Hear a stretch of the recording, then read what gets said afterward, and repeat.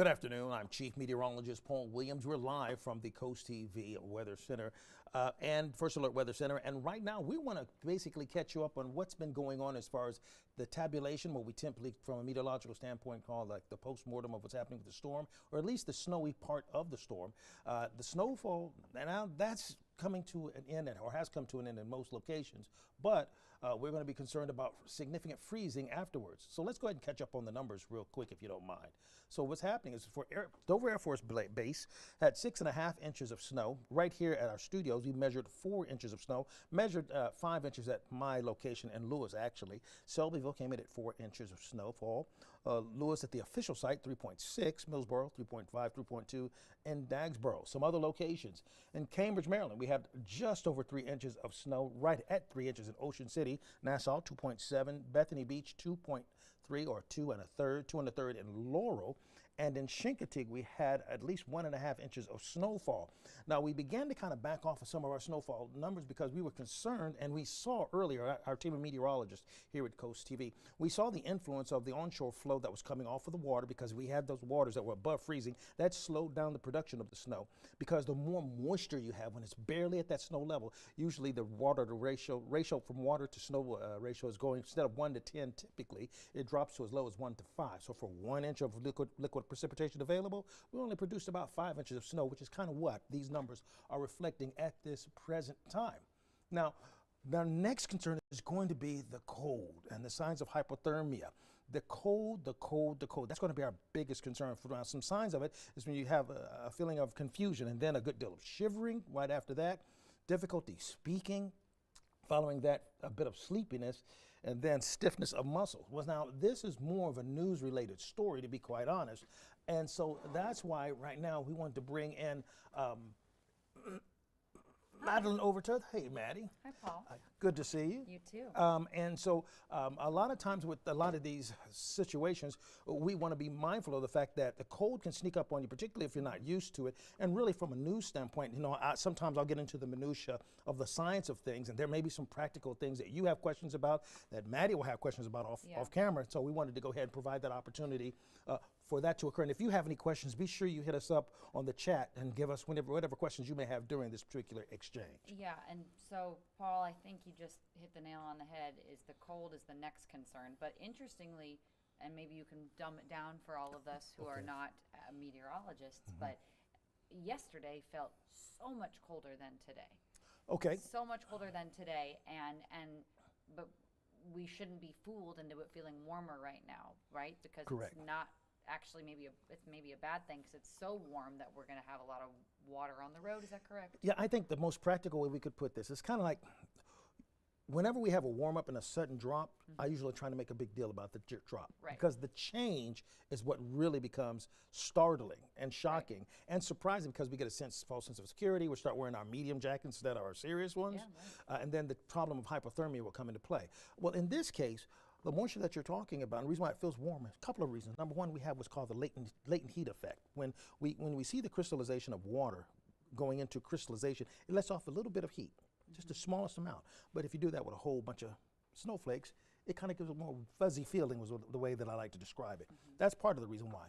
The other reason is because we have that flow that came from the east and off of the water. Right, which so you mentioned at the beginning of the stream. Yeah, the temperature is a little bit warmer, but it's bringing with it more moisture. So if it's a dry, cold air, it feels even colder. Right. But if it's a warm moisture, kind of like heat index in the summertime, you have more moisture and you have slightly warmer or higher temperatures, so it makes it feel warmer. Now, the trap that you're talking about is because at night, the dew point temperatures, which is a measurement of the moisture content in the atmosphere, it drops dramatically.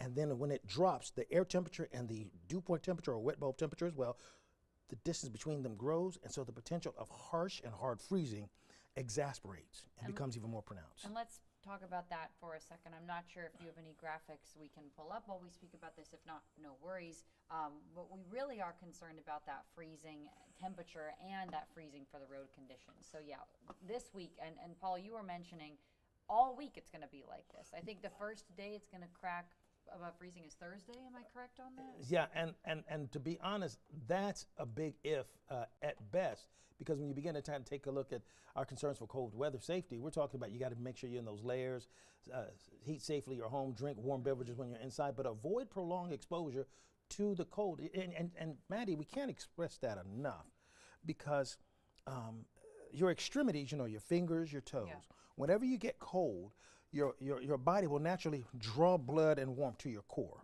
your heart, your most essential organs, brain, heart, lungs, all of that, digestive system. But your fingers and your toes, you know, they don't get as much love. Yeah. Okay? And we actually had a story this week about the signs of frostbite too, and it shows up differently in different body types and different skin types. Absolutely. And it's that tingling is what the doctor said. If you feel that tingling, that's when you know you really need to warm up. And then also, if you don't mind, give me your hand, please. Yeah. Okay, so when you look at these different hands, right? Okay, this is going to turn red. This is going to turn leathery. Yeah, it's the texture. Right, it's the texture for me versus the color for you. Yeah. Now, both of us will get numb. And the tingling. And the tingling. But it's what the appearance is going to Right. be different. So I'll get leathery and to become even actually chalky or ashy is what we typically would say about culture. Yours will start to turn black if you have some problems. Yeah. So if yours turn black or mine turn ashy white, that means we both now been burned. Yeah. And we may actually lose a finger after Yeah, that so point. it's a very serious. It's a very serious thing. I know the next thing people are wondering about, Paul, is, okay, what's next? Do you have anything we can look at for, I see right here, projected snowfall. So, because we might have a little bit more snow coming Just through. a small touch, but I think the thing that's important about looking at this particular map is this, because this is where we're looking for the ice, because see, the ice is going to be our big concern going into tomorrow. Tomorrow morning, that harsh freeze, we're going to be setting up for a problem with a glazing over the road is what we're talking about. And that's going to be problematic. I mean, take a look outside some of these pictures that's here. Rehoboth. Right now, this is live. This so is live. This is around, what, 3:07 p.m.? And it's 38 degrees, just above freezing now.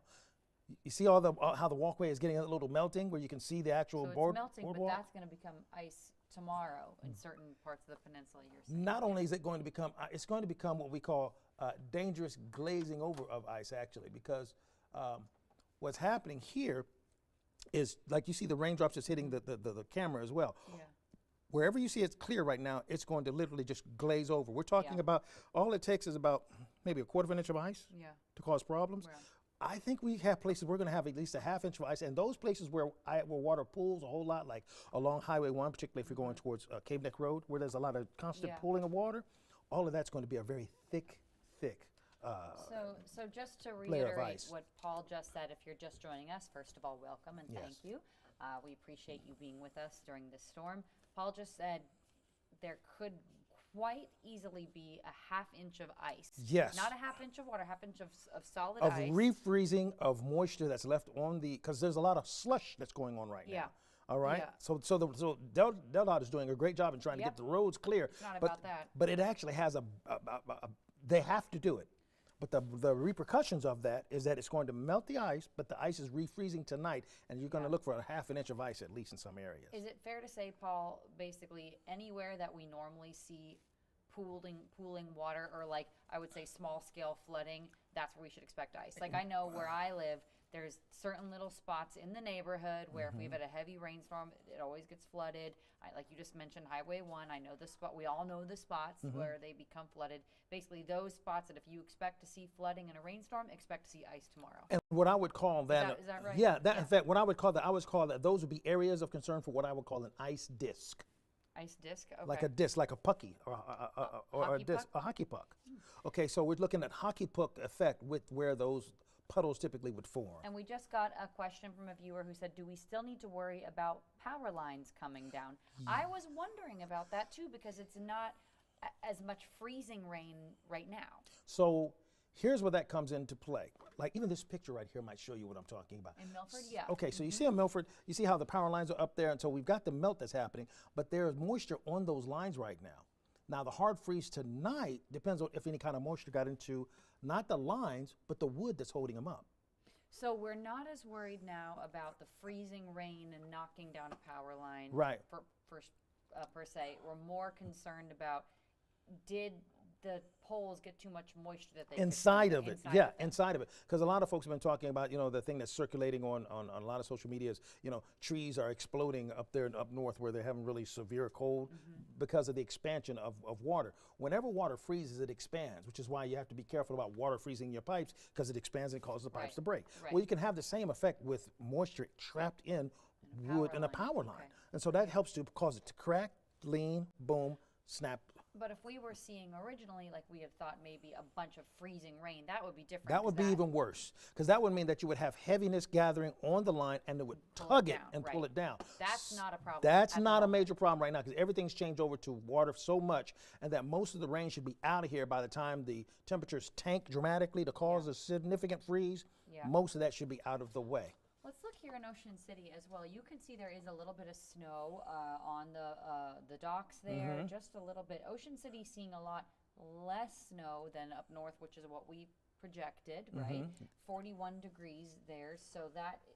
But again, they're going to be subject to potential freezing tomorrow too. They're going to have more of a problem with icing over than the rest of us, because, and that's the irony of it, even though it seemed like they were spared, they're actually going to have more of a problem because they didn't get the snow, and all they have is water left the over, water, okay. and all of it is going to freeze. Do you have, if you're able to pull up before we move forward in this stream, do you have any future projections of temperatures? If not, that's okay. We had all night to be together. Cambridge, you see ice there. And that's all, okay, So here we're looking, okay, I think people would like to see this. okay, We so can go this through is what we quickly. have. We're right now we're looking at where you see the pink. That's actually where we have the sleet that's going on. Pink is sleet, green is rain, Green is rain, and purple is snow. there you go.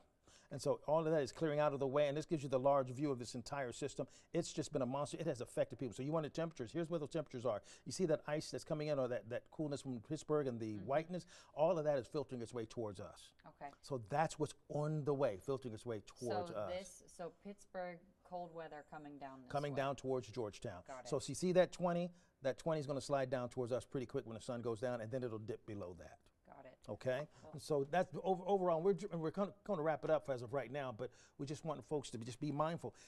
The snow is over, but the cold and the icing over and the glazing over is about to begin, and that's the part I've been most Yeah, you have. concerned with. I would like to say, consistently. I remember since Tuesday, you said the bigger story is going to be the ice and the cold. The snow is a big deal. The ice is a big deal now, but the storm, but it's the lingering effects. And I know people have a lot of concerns about animals. We got a lot of animal lovers watching that's Coast true. TV News and what they can do to protect their pets in the cold and what they should do. And so they need to be very mindful of the fact that, hey, with this cold comes the protection of those animals, and they need your care as well. In fact, one of our reporters took the time out to take a look at the storm's point of view from the little ones, who a lot of folks may not really think about things from their purview. As snow moves in and temperatures drop, people are preparing in different ways. And for pets, the extreme cold can be dangerous, especially for animals left outside. Just think about how cold you get, how cold your fingers and your toes get, even after a few minutes in these extreme cold temperatures, not even including the wind chill. Animal welfare experts say even short exposure can quickly lead to health problems like hypothermia. Anything over, really 5 to 10 minutes can have a negative impact on not only their health, but their feet, ice accumulating in their fur, their body temperature dropping. Lee McKinley, who works at Humane Animal Partners in Rehoboth Beach, says preparation is key, from bringing pets indoors to limiting time outside. But she also mentions that even salt can impact their health. It can get trapped in their paws. They can bring it back inside and lick at their paws, which means then they are ingesting some of that ice melt. Lee also reminds pet owners that leaving animals outside during hazardous weather is against the law. It is illegal to leave your pets unattended outside during hazardous weather conditions, as issued by the National Weather Service. With dangerous winter conditions expected through the weekend, experts say keeping your furry friends warm, dry, and indoors is key. In Rehoboth Beach, I'm Nicole Richter, Coast TV News. So once again, please don't forget about not only the little ones, the children, but the little bitty cute fuzzy ones, the pets, because they're in need of protection from this cold as well. As we begin to round this up, we want to just remind you, we are still technically under a winter storm warning. Wicomico, Salisbury, and those areas, their winter storm warning has been allowed to expire, but we're still actively, technically speaking, under a winter storm warning for us here in Sussex County. We will continue to keep you updated on what's happening with our weather phone as well as our radio partners, and we'll continue to keep you updated here on our app. Just once again, please keep in mind, the main thing we've been talking about and we continue to talk about and focus on, now is the most dangerous part of this system. Not that the snow is not a big deal, but it's out of the way. It's the hard freeze for tomorrow. Please be sure to stay tuned to our partners on radio as well as this TV station. We'll continue to keep you updated on the latest school closings and all of that, and we'll continue to monitor this sleet and freezing rain as it moves across central and northern portions of the Delmarva Peninsula. I'm Chief Meteorologist Paul Williams, live from the Coast TV First Alert Weather Center, wishing you a very safe afternoon, and let's be mindful in that weather out there. Thanks again.